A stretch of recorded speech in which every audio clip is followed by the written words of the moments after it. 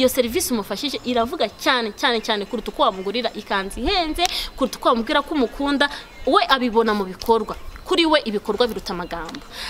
Abakobwa cyangwa se abasore bafite ururimi iyo babyiyiziho ni hahandi uvuga ngo ndamukunda, akunda kumfasha cyane, nkuko nako handi twavuze kuri word of affirmation uvuga ngo ndamukunda, mbwira neza, mbwira ko ndi mwiza, naho undi muntu wigeze atuma niyumva nkuko atuma niyumva. Yego rero abantu bafite language ya act of service bumva ibikorwa cyane.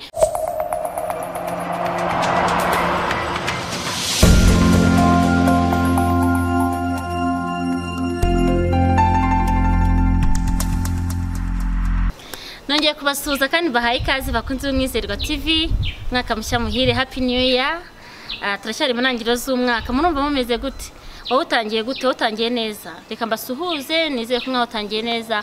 Aba utangiye barwaye, batameze neza nabo ndabihanganishije uyu munsi, bishobora kuba bitameze neza, ejo bikaba bimeze neza. Nkuko nabibabwiye rero, life is not straight line. Unapanda ukashuka, nuko uzamuka ukanamanuka. None se wowe ugezeho uyu munsi? Muri ubu buzima bwacu tuba turi kugenda duterera, abandi bamanuka, wowe ugeze he? Ugeze ahantu hazamuka ni handi umuntu aba babaye ibintu yumva byamucanze, ariko ahantu hamanuka ni handi bugeze nyina ahantu uvuga ngo ubuzima buraryoshye. Noneho mu gihe utangiye kuenjoyinga kubera ko life is not straight line, ukabugeze nanone kandi hari hazamuka.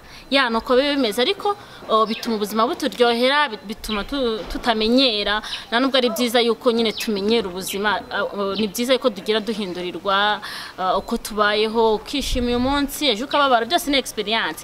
Nkuko rero tubizi nyine ubuzima tubamo nyine na challenge makers, challenge shape us. Nyine ubuzima tubamo nibwo butuma nyine ndi igisubizo cy'ibyo nyuramo. Niba nyine nteteshwa cyane ndi umutesi, niba mfite abantu nyine bandeba nabi cyane nshobora kuba ntajya nseka mu buzima. That's life is not straight line. Ejo ni Valentine Day. Abakunzi banyu cyangwa se abantu bose bakundana bifurije umunsi mwiza abakundana. Uyu munsi rero topic tugiye no kuvugaho yerekeye abakundana. Tugiye kurebera hamwe 5 languages of love, ururimi rw'urukundo. Narabisomye igitabo cyanditswe na Gary, yandika ku buzima bw'abakunzi. Ese ubundi menya gute ko umuntu ankunda? None se umwizerwa umenya gute ko umuntu agukunda? Nibyo tugiye kurebera hamwe rero, nimujye kure. Ikintu cya mbere tugiye kurebera hamwe, language ya mbere y'urukundo ni words of affirmation. Iyi language of love ni hahandi umuntu amenya. Words of affirmation ni umuntu ukunda abantu bamubwira neza. Uyu muntu ntabwo ashobora kumenya ko wamukunze utamubwiye ko ari mwiza, uteye neza, urasa neza, uwamankazabyara umwana umeze nkawe. Aba bantu rero baba bakunda ko umuntu ababwira neza, bo bizerera yuko buri muntu utakubwiye neza nta rukundo yaba afite. Iyo ni love language ya mbere, yuko nyine amagambo mbwira arankurura, wa muntu yandikira urare neza, uryoherwe. N'ahandi ushobora kubona umuntu uvuga ngo isura muntu utajya umvugisha nkunda gute. Urukundo rwe arurebera mu by'ukuri mu by'umubwira. We ntabwo ashaka kumbimwereka, nyine bimwereka, ariko noneho arashaka yuko ubimubwira kenshi, kamubwira kuri mwiza, kamubwira ko umukunda. Hari abantu babayeho babaza umuntu, ukumva umuntu akubaje ngo urankunda, kandi wenda ari umugore wawe cyangwa ari umugabo wawe, kubaza ngo urankunda.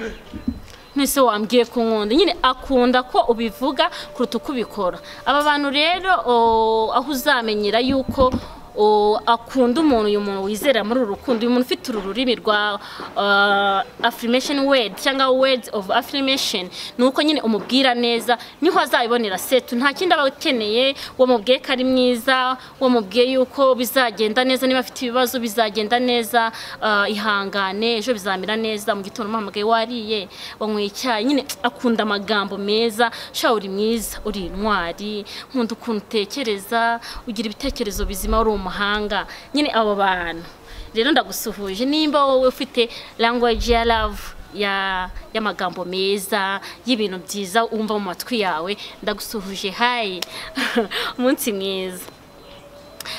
Language ya kabiri ni quality time. Aba bantu bafite quality time as language of love ni ba bantu mutamaranye igihe sha nta rukundo ruhari.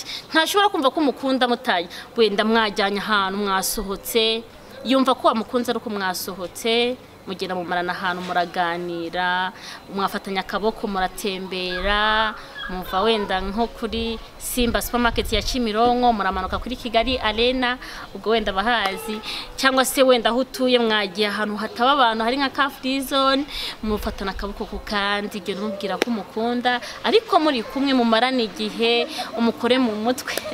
Yego, aba bantu bamenya yuko wabakunze byonyine ari uko wabahaye quality time, igihe cyawe. Ushobora kumara igihe kinini uri gushaka amafaranga ngo ugurire umukunzi wawe impano, ushobora kumara igihe kinini uri gushaka amafaranga ngo umwubakire inzu nziza, ariko ntabone yuko umukunda. Kubera iki? Wowe uzi kuri kubaka inzu kugira ngo umushimishe nyine umwereke ko umukunda, kumbi ntabwo urwo ruri muri kuvuga amarwumva. Ururimi yumva ni urw'uko mumarana igihe mukagendana, nyine mukajyana ahantu wenda nko ku Gisenyi mukarana iminsi nta wundi muntu. Hari abantu bakunda yuko ibintu byose biceceka, amajwi yose agaceceka, akaba ari kumwe nawe akureba mu maso mucecetse, imitima irimo kuvugana. Rero abantu bafite iyo language of love ya quality time, nta kintu kizabereka ko ubakunda keretse kubaha umwanya wawe mwiza. Ikintu cya gatatu ni ururimi rwa gatatu, language of love ya gatatu ni act of service. Ahangaha rero act of service ni ahangaha action speaks louder than words. Nuko ngo uyu muntu yo wamuhaye service, nimba wenda ari Igisenyi akabura umuntu umuretirira amafaranga n'urugero wenda se, cyangwa umufatira ikintu runaka ashaka ko bamufatira, mbuze urugero ntangamo, ariko act of service ni kuba umuntu akeneye service runaka. Okay, ndayibonye. Urugero haje kuriye ivuye nk'imusanze, none ngende i Kigali, ariko mfite inama saa 2 kandi umukunzi wanjye akorera Nyabugogo.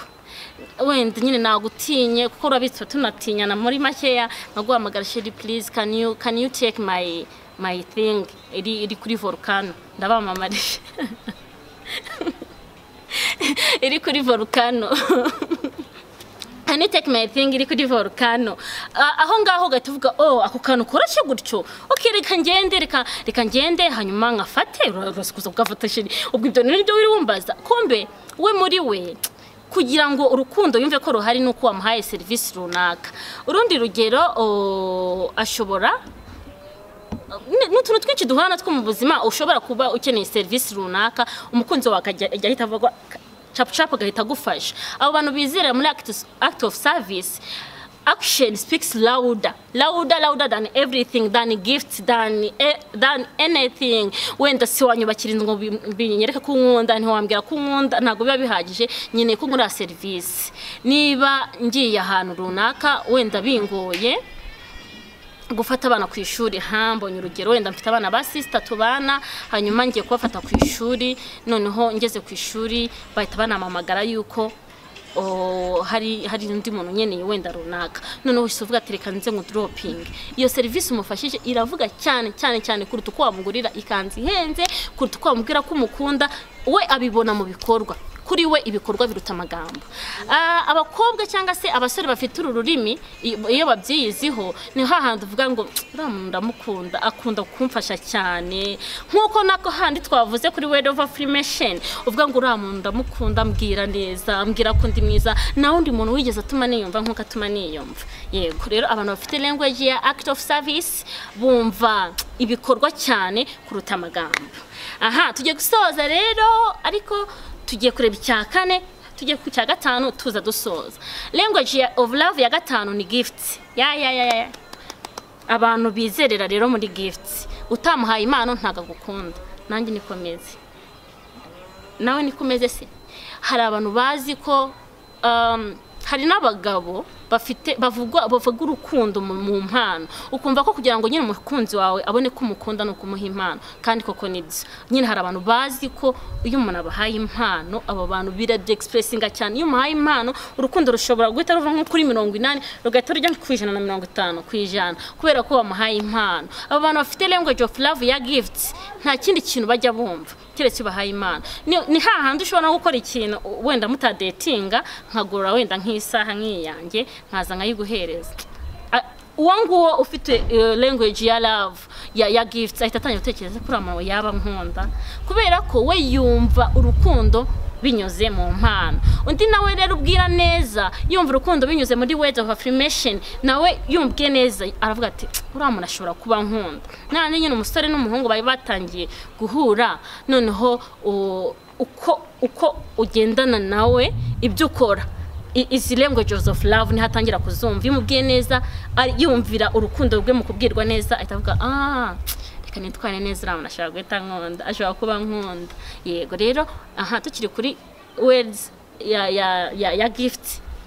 Ejo ni Valentine, mwabagabo mwe cyangwa abakobwa mwe, niba ufite umukunzi ushobora kuba afite language of love ya gift, jya kugura impano ashobora kubuza kunda. Niba ari isaha, niba ari ikintu uzakeneye, nari agakanzu keza, niba ari agatelefone, niba ari umusore, niba ari isaha, niba ari ipantalo, niba ari what yego, kugira ngo ugomeze kumubwira ko umukunda. Izi 5 languages of love actually zishobora no gukorana zose, umwe akabazumvira rimwe, nkaba nkunda Imana, nkunda n'amagambo meza, nkunda no gusohokana, ariko ntago yabiri ku kigero kimwe. Ahubwo se wowe uzi love language yawe? Oya, ushobora kuba utayizi ariko nuko utabihaye umwanya. Iki kiganiro kize gutuma wicara uvuga ati ariko ubundi harya numva urukundo byagenze gute? Iyo wamaye impano numva nyine nishimye cyane kuruta uko umuntu ambwiye ko ndi mwiza. For example, iyo umuntu ambwiye ko nshoboye numva urukundo cyane kuruta uko twajyana hano ku mazi hatuje tukicarana.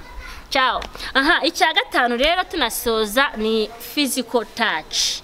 Physical touch rero ni kisses, hugs. Nyine hari abantu ari inshuti yanjye ndayisuhuje, iyo ibabaye ukamusuhuza ukamuhobera kumfata gutya ahita yumva ibintu byose birangiye n'umubabaro ukagenda. Afite language of love ya physical touch. Ni hahandi ushobora gura n'umuntu ababaye wamuhobera agahita avuga ati namvuga ngiye guturi ku mutima ariko numva bishize.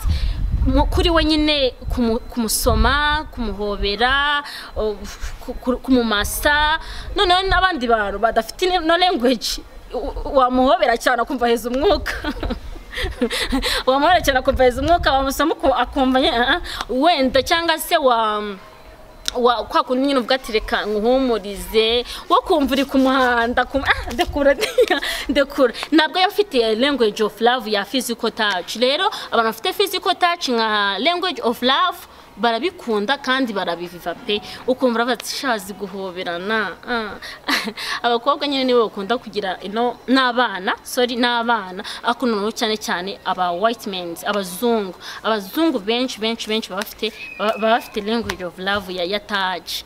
Abati bizagenda neza n'abandi bantu b'abasirimu babona nyine bisirimutse ikonto ngiye gusa nyine wenda ntabwo mbizi ariko birasirimutse ukuntu nyine abakuhobera hati bizagenda neza ugatumva kandi rwose aragukunda. Abantu rero bafite izi languages of love twavuze, twabanje words of affirmation, dukurikizaho quality time, dukurikizaho act of service, handi action speaks louder than words, dukurikizaho gifts, duherutsa physical touch ya hugs, ya kisses. Twaba turi mu nzira numfate mu kuboko, ariko mwabahungu mwe n'abakobwa mwagiye mufata no kuboko. Niba umukunzi wawe akunda physical touch mukagenda na monzira akakubwira ngo shedi dufatane, ugatwa ngo akosubwoye ngo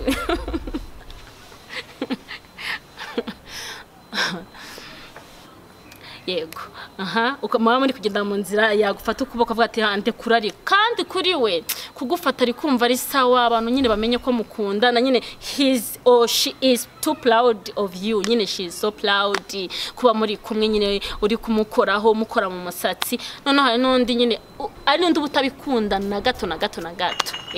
Rero nkuko nabibabwiye mu kanya, izi languages of love zirakombinwa. Hari igihe uba ukunda amagambo meza, umuntu ukubwira ko uri mwiza, ariko noneho ukunda impano cyane kurutaho. Kugira ngo bisobanukirwe uzareba iyo umuntu agukoreye ikintu ucumva gute. Likewise ibi bintu impamvu ari ngombwa, dushimira na Gary wabyanditse, impamvu ari ngombwa mu rukundo. Hari igihe ushobora kuvuga mu rurimi rwawe rw'urukundo uzi kumbwiye ko nkunda simbibone.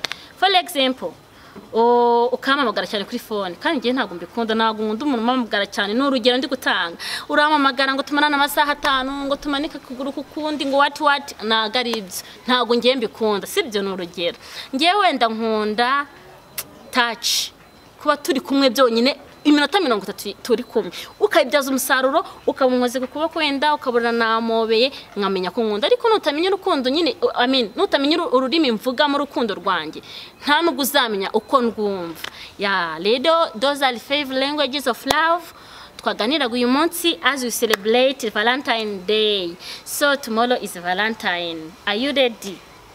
So happy Valentine Day.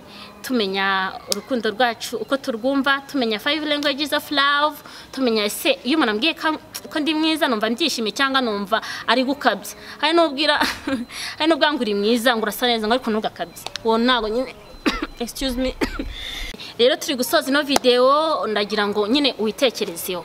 Ese wumva gute kukunzwe? Iyo umuntu aguhaye Imana wumva hari n'igihe umuntu agushaka kuguha Imana ukumva nabirenze. Na ucuzume neza ashobora kuba nyine atari language yawe y'urukundo ashobora kutabyumvamo ariko si umuntu aguhobeye wumva nyine biryoshye like umva bimeze neza none si umuntu mumaranya akanya kanini wumva byagushimishije ugomba kubimeasuring like nyine you put them on a balance so that you know the language of love so that you will enjoy so mwenjoying urukundo rwanyu muryoherwe urukundo raryoha urukundo ni rwiza. Ikindi kiganiro tuzagira kizaba kiryoshye reka ngusabe gukora subscribe kuri kukano k'umutuku kugira ngo ujye ubasha kubona ibiganiro byacu byiza Umwizerwa TV tuba twabateguriye murabizerwa turabizerwa turabakunda cyane mbibutsa ngo life is not straight line ni kupanda na kushuka ugeze hameze gute ese harazamuka ihangana uterere wenda nawe wamenyesha uzaba uri kumanuka wishimye nyine ihangana ibyondwe nyine ubibire life is not straight line so ndabakunda cyane rero bye happy Valentine Day.